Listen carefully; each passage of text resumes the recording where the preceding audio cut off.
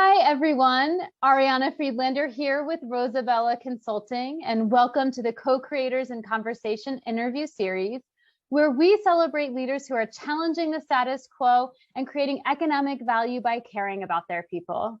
Right now, I'm excited to be speaking with Cynthia Eichler, CEO and President of Visit Fort Collins. Welcome, Cynthia. Thank you. I'm delighted to be here. Likewise, I'm so excited to have you on the show and to be able to share your story. And to start, I wonder if you could just tell listeners a little bit about who you are, what Visit Fort Collins is, and what your role is there.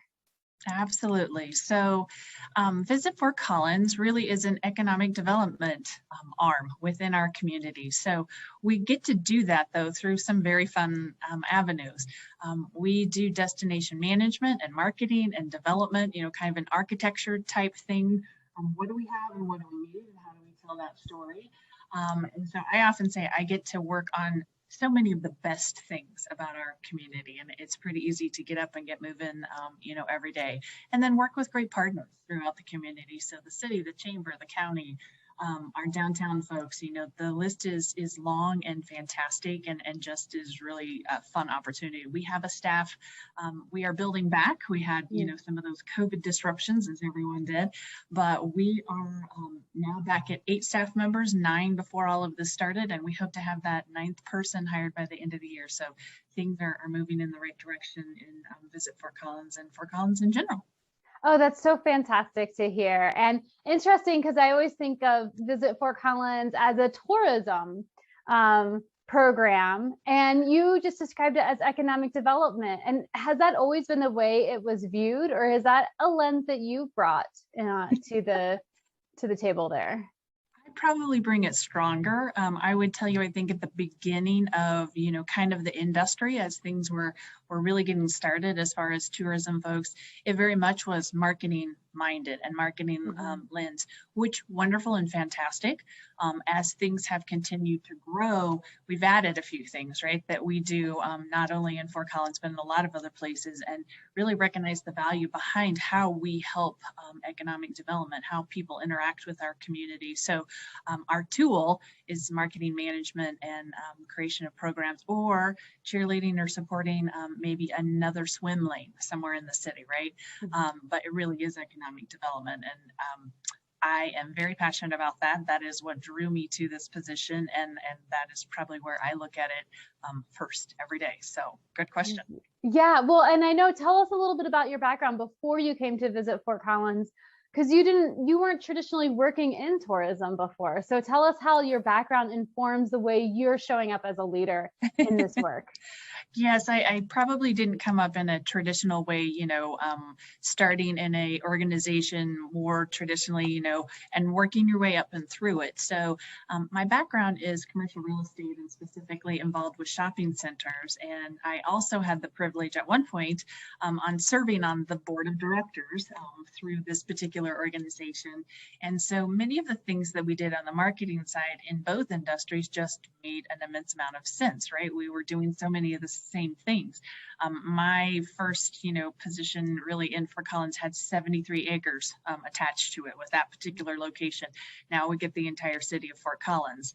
On occasion, people will be like, well, you guys are located downtown. And I'm like, well, we are, but we're not called Visit Downtown. We're called Visit Fort Collins, right? So we get that entire lens of the community, and we really get to uphold that, which is fantastic. So shopping centers, again, it's a vehicle, to increase funding, provide some earnings, of course, for the folks who own it. And yet it brings people to town. It gets them to visit. It fills hotels. They have events and all kinds of fun things too. So the parallel was pretty strong. And I was in that industry for 23, 24 years, so quite a chunk of time. And this position came open, and it was kind of that if there was ever something else I wanted to do, I think this would be it. And so the board of directors did choose to interview me, and that was about 7 years ago. March makes 7 years. And they graciously said yes, and here we are. We're still doing some fun things. Now, I assume that you were on the board, and then you moved away. I know you told me before, and then you moved back for this position, if I recall correctly. I did. Yeah. Yep. And so was there any like resistance or anyone on the board that thought, no, this is about tourism, not economic development? Were there any challenges to navigate there because of the unique lens with which you have been leading the organization?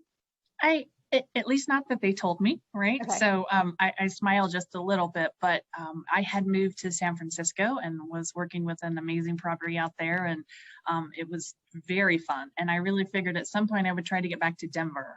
Just Colorado is home, most of my family is here. And then this position opened up, and it wasn't quite 2 years since I had transitioned away. And so I called a couple of board members that I still knew and said, hey, I'm really thinking about this. Would you see benefit to it? If so, I think I'd like to pursue it. If not, then I'm going to step out of the way, because the last thing I wanted to do was create a negative situation, right, or impact any of the process, because really Fort Collins is pretty beloved to me. And so the opportunity to jump on board and keep going was just pretty amazing. Yeah, and I think that's such a great takeaway for listeners there too, is that as you're considering an opportunity, reaching out to people personally and having those one-on-one conversations can really be illuminating, give you valuable insights, and get a sense of, whether or not to pursue something, but also the best avenue to pursue an opportunity as well. So yeah, and I think don't be afraid to answer or pick up the phone, right?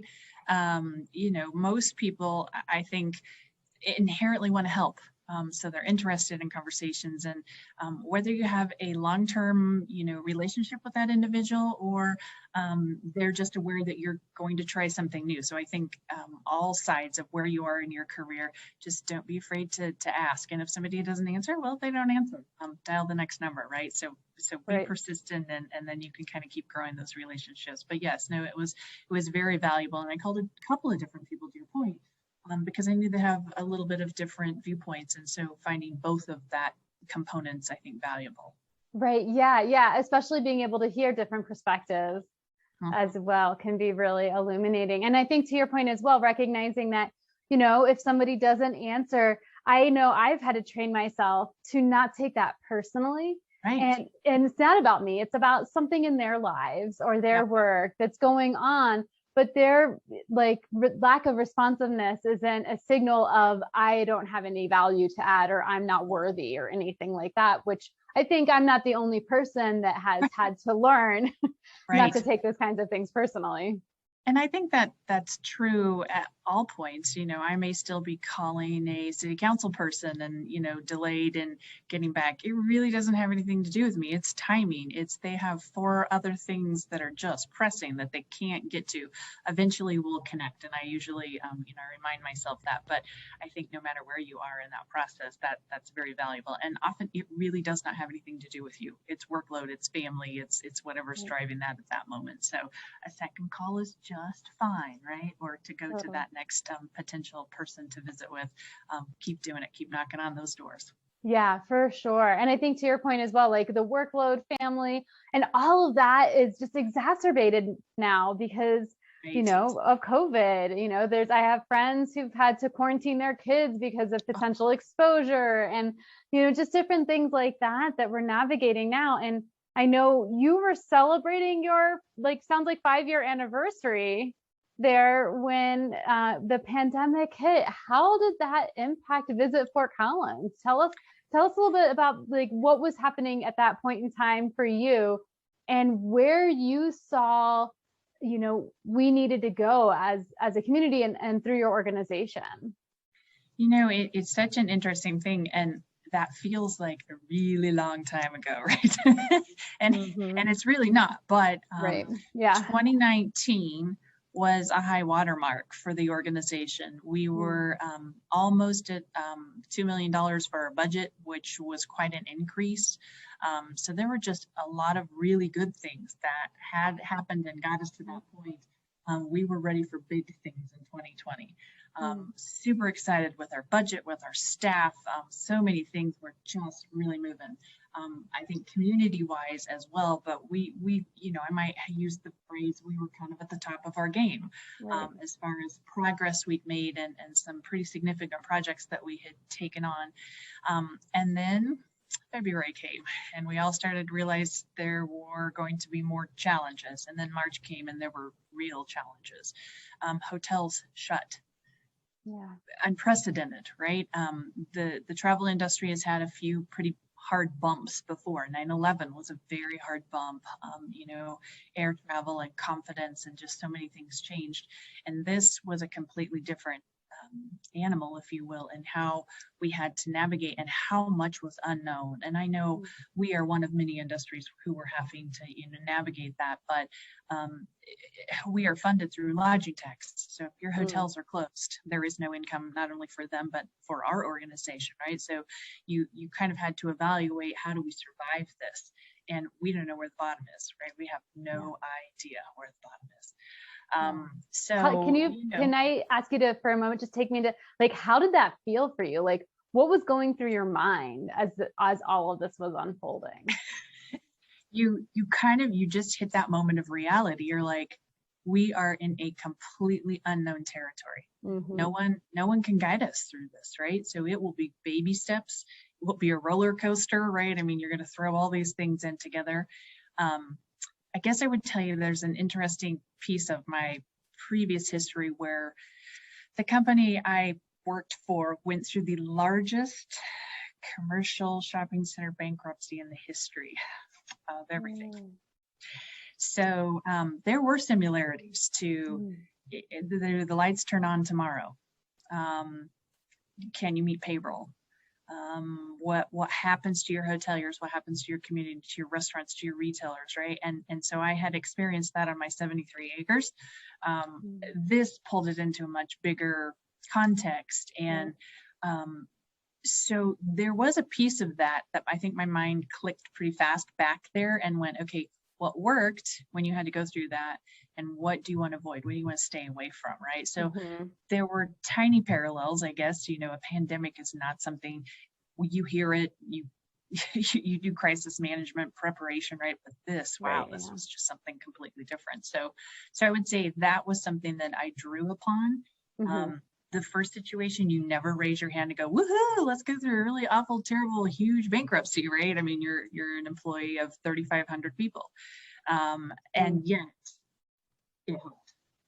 You never know where you're going to get a valuable experience that at a future point you can utilize. So even in the midst of something that's really pretty awful, keep learning. That's what I would tell you, is keep learning, and then try to depersonalize it. Go home, hug the kids, pet the dog, have a nice glass of wine, do something that allows you to disconnect from some of that real challenge that goes on in your head. Right. Yeah. So that's wonderful. And I love how you recognize that previous experience served as a almost foundation for you. And that's, one of the things we know through resilience research is that when you can recall past experiences, when you've overcome adversity, it gives you strength to persevere in the present moment. And so it really does make sense. And so there were these unknowns. You lost your funding. You were just coming off of like the best year ever. Where do you go from there? Like, how did you get out of bed? One of the good things, I suppose, in my role is I get to have a little bit of caregiver, right? And so how do I provide some solid foundation for my team? It's an interesting balance, I think, between helping them feel confident that you can weather this storm, right? And yet have some authenticity to your response too. We are not robots, right? So it's that piece of, on occasions, team, we had to change how we did business completely. Everybody went remote. We were out of the office a fair amount, but you still had times when you were together. You had off season, all of those things, but all of that just changed on a dime. So trying to focus on what you can do versus what you can't, I think is always powerful. And I have an own internal, I'm like, no whining. There's no whining, right? Life is what it is. And there are challenges every day. This just happened to be a really different challenge. So again, focus on what we can do. How did we stand in the gap for our hotels, our restaurants, our retailers? What could we do? And so we tried to really focus there until we could work our way back to what we might typically do. But I will also tell you, during this, I've started calling it the Great Disruption, right? In that nothing will be the same.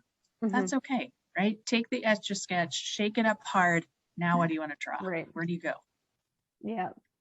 Yeah. And so you stood in the gap, and where did you go? I'm excited to go into this piece because you didn't just like sit back and say, okay, well, we'll wait for things to pick up again. Like you took the bull by the horns. Tell us about that. What did you do to stand in the gap for your client base there? So we did a couple of things. One came faster to us than the other, right? Because when you have all of these different shutdowns and we're navigating through that and people are coming back, they're starting to open at different phases. And that meant very different things, from large properties to small, from dining to retailing, that kind of thing. And for so many of our smaller businesses in town, we came to discover how many of them did not have websites, and they had no way to connect with their customers when you couldn't even open your door, but if you could sell it and curbside delivery or ship it or those kind of things. So we started looking at what we thought would happen during the holidays. And this does go back to my retail and shopping center days of, if they don't make it through holidays, what do people have to come visit? What is the quality of life for the people who live here? And so we chatted internally, we chatted as a board, and we decided to create a community sales mechanism. So think Amazon or Shopify, but it became the Fort Collins marketplace. I had a good friend, I know you know her, Jana Sanchez. And so I approached Jana and I said, hey, I think I have a project. And she too had to transition from her permanent employer. And I think Jana just thought I was being nice, but I wasn't being nice. I needed her help because I couldn't do all of that on my own. And she brought a level of expertise, right? So there's that, reach out to your trusted advisors, to people that can perform under some pretty difficult situations. And so Jana had another connection, and we invited a company called Code Geek into this conversation, and they are based out of Fort Collins. They also have a location in Aurora, Colorado. And we said, we have this idea, but can we even do it? Do we have enough time? They looked at their calendar and they said, we're going to figure this out. So we created an e-commerce site that our folks could participate in at no charge, so that they could sell things and hopefully keep the doors open. I love that. It worked out pretty well. It's a good thing I have a stylist to, color all that hair that, I don't want to be that platinum color. So it's finding the right people and finding good partners and folks who just understand and maybe dream or are a bit of a risk taker, or just say, if we don't do this, are we going to look back later and say, gosh, I wish I would have swung, right? Swing for the fence. Always try. Right. And so we managed to get it pulled off. We launched that on Black Friday. We had about 25 businesses who took us up on that.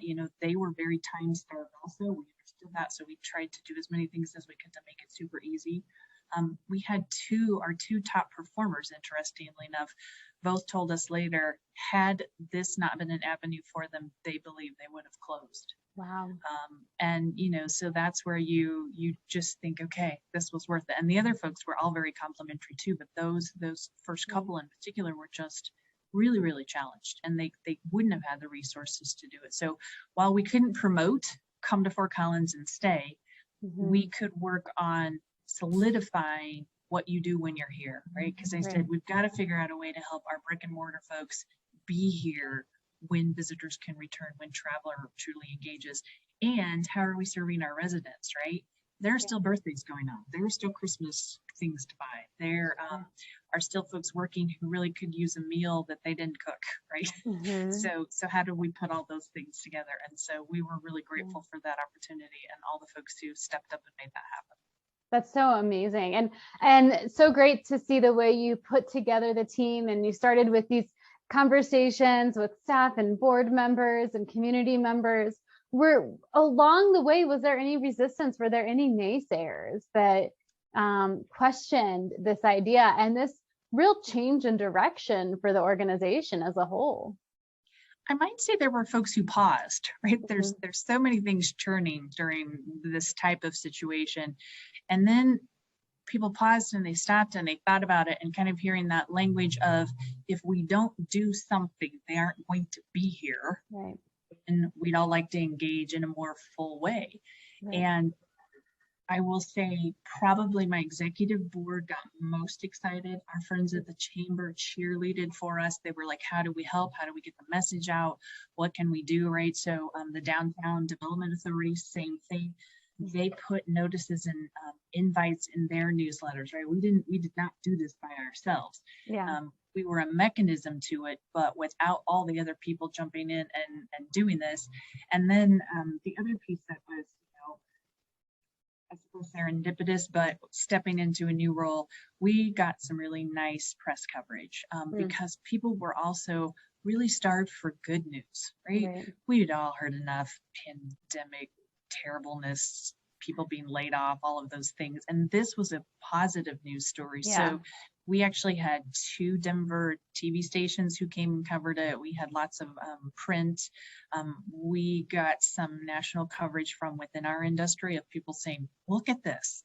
Gosh, isn't this interesting? And we have people who are still following because we're continuing. We're doing a 2 to 3 year commitment on this because we think beyond the urgent need with pandemic, we actually think there are some legs for this, and we have some other dreams to go with it. So maybe if you come to Fort Collins and you shop on this particular website, you can have a basket of goodies waiting for you in your hotel room when you check in, right?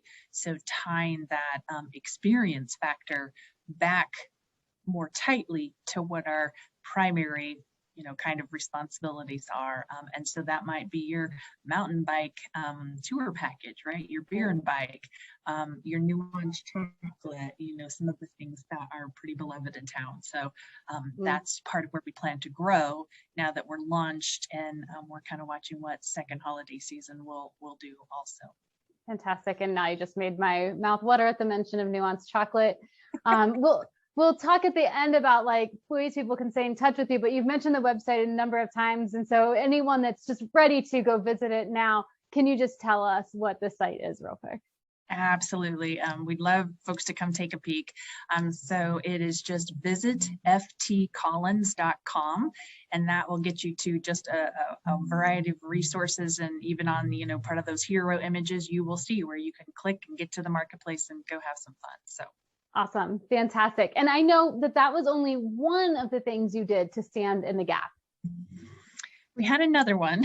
So we had been in the midst of doing a tourism or a destination master plan, which is a pretty big lift. It'd never been done in Fort Collins, and actually was in our contract. And I kind of came across that when I came into this role, and I was like, I wonder why we've never done this, right? And it's an important thing. So we had undertaken that in 2019. We were almost to wrap it up in 2020.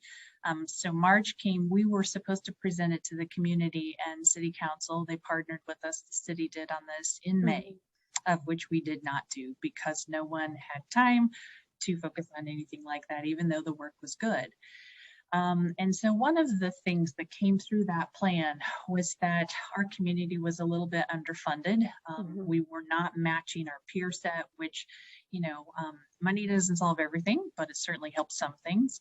And so one of the things was to look at alternative funding. And for us, it happened to be that we identified a tourism improvement district that we thought would be a really wise avenue to pursue.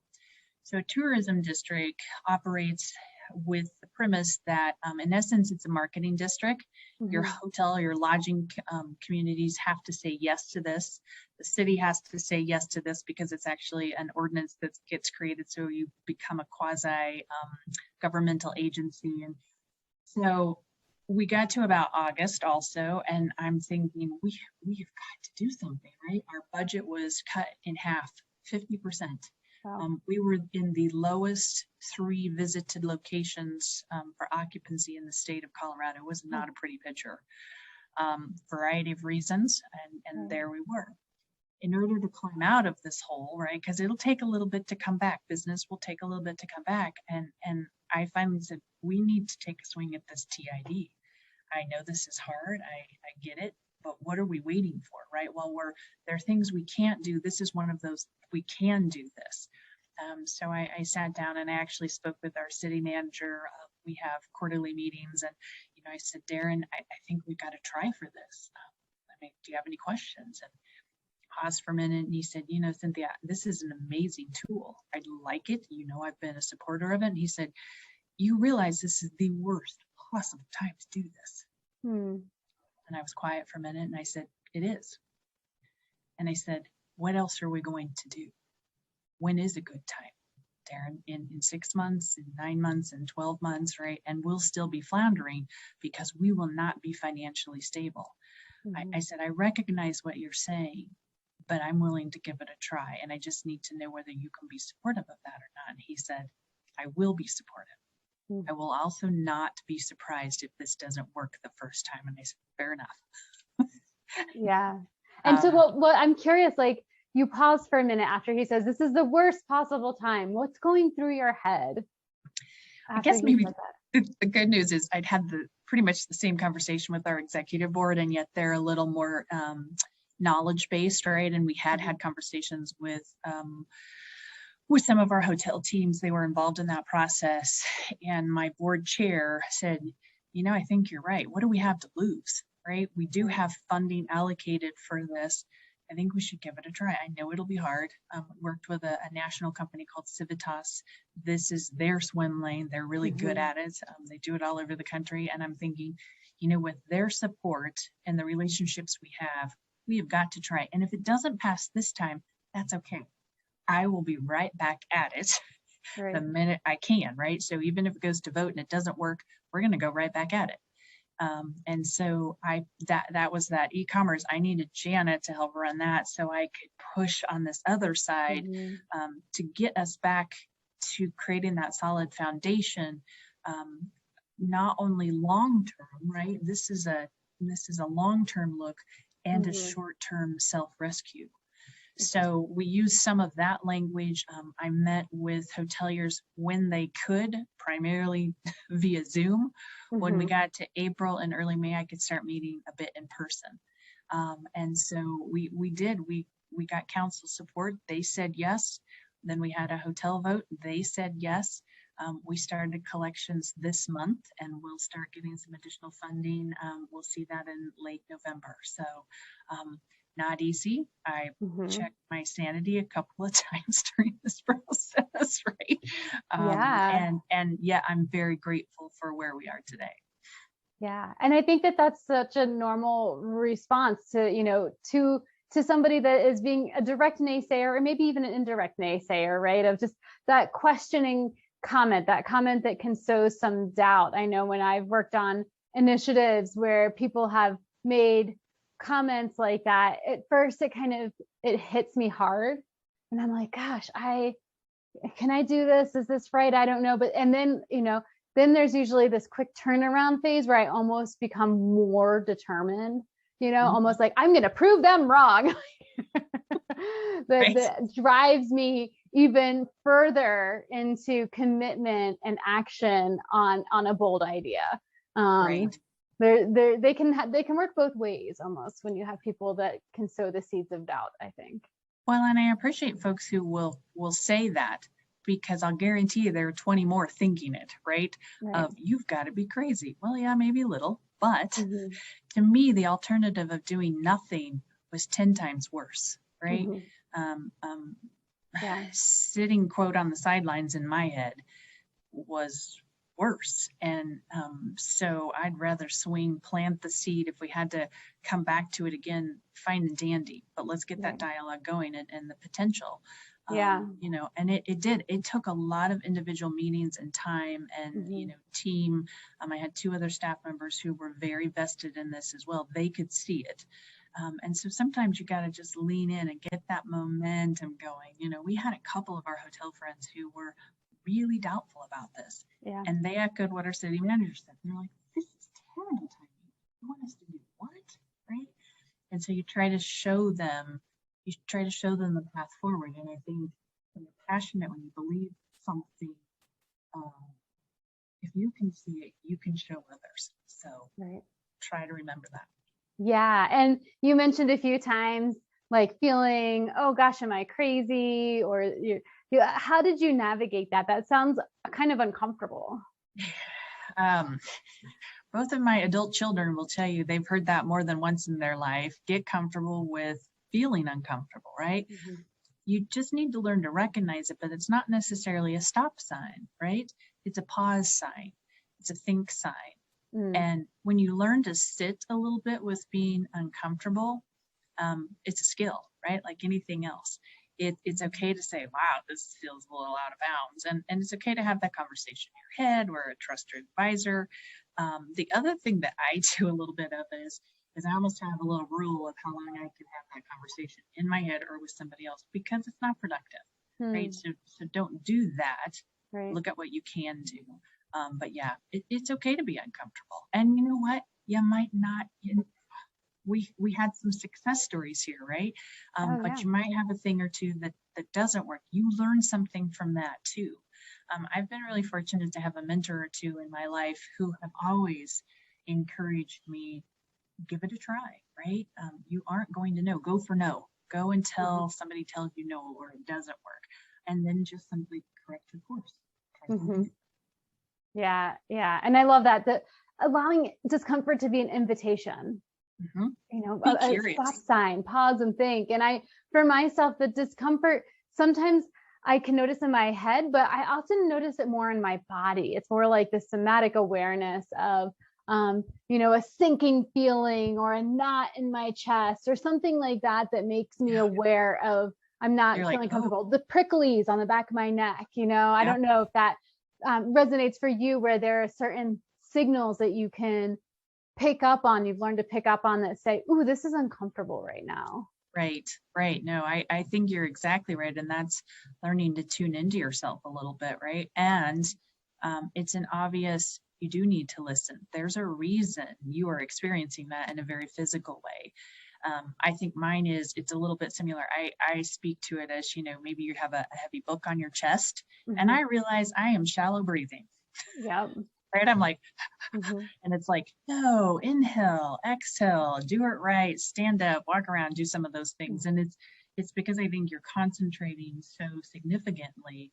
And you have those physical tells. So Yeah. learn that about yourself, right? And again, be curious or say, oops, gotta get up, gotta do this, right? Uh-huh. Or have that trusted person you can call and say, okay, I'm doing that thing again, right? That's okay.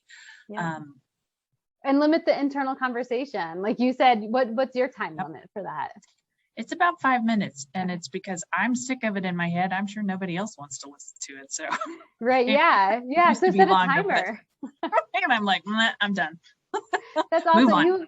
You have accomplished so much there, and during a time where it was complete disruption, so many unknowns, such a gap created, loss in funding, and you just decided to build some bridges. I mean, you just stepped in and saw ways to remain a relevant resource in the community and serve the businesses that we want to be here when as things continue to be more on the normal scale.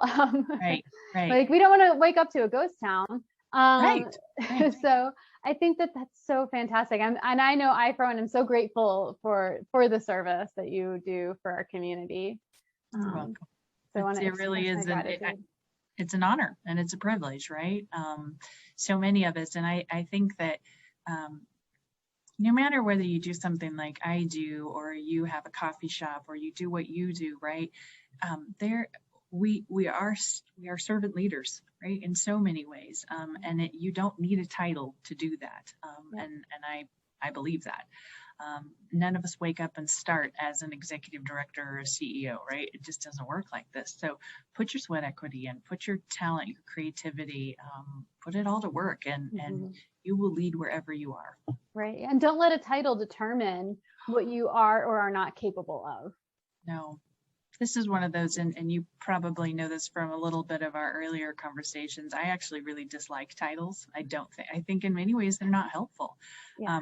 I sometimes people are like, what do you do? And I'm like, oh, I help visit Fort Collins, right? That's enough. That's what I do. I help visit Fort Collins. And sometimes I get personally frustrated when I will have a team member who will tell somebody, they'll deliver maybe a piece of news that somebody doesn't like, and they will not listen to them. I have to follow up and I say the exact same thing, and gospel is apparent, and you're like, oh, come on, folks, right? So I think no matter where you are in your career, you can lead, and you do, whether you know it or not, you do. Yeah, and that's such a human-centric approach, right? Where we are all worthy, regardless of our titles or positions and things like that. It's absolutely, it's a very mindful and intentional way of showing up in the world that I think really resonates with our listeners. So thank you for sharing your story. I can't believe this time has gone by so fast, and I feel like we could just talk on and on. But we are at time, and I would love for people that want to stay connected with you. What's the best way for them to do that? Really, probably email is easiest. And so again, you can either find that on our website, or I'm happy to just share it. So it would be cynthia@ftcollins.com. Shoot me an email and you'll find me. Awesome. We'll include the links in the show notes. And thank you again so much, Cynthia, for joining us today at the Co-Creators in Conversation series. It's really been wonderful to highlight your story.